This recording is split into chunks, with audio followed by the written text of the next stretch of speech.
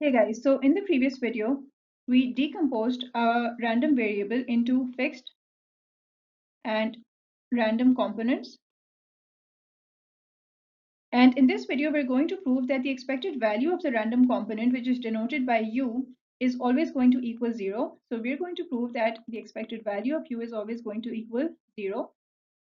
Okay, so we can recall from our previous video that u is equal to xi minus mu x, that is u is simply the difference between the actual value and the population mean. And if we take expectations, that is if we take the expectation on both sides, then the expected value of u is equal to the expected value of xi minus mu x.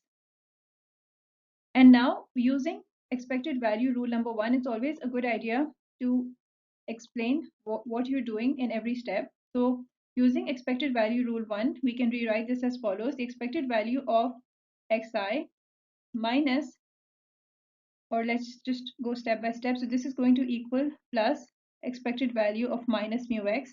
And this is equal to, well, we know that the expected value of xi is simply equal to mu x. So let me just explain what I'm doing here.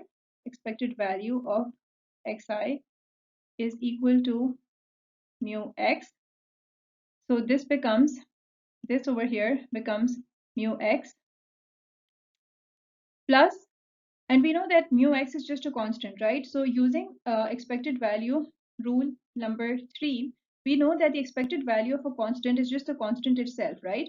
So we're using EV rule number 3 over here. Please pardon my handwriting. So this becomes minus mu x.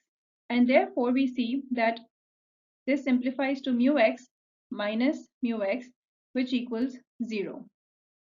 So we have proven that the expected value of u is equal to 0.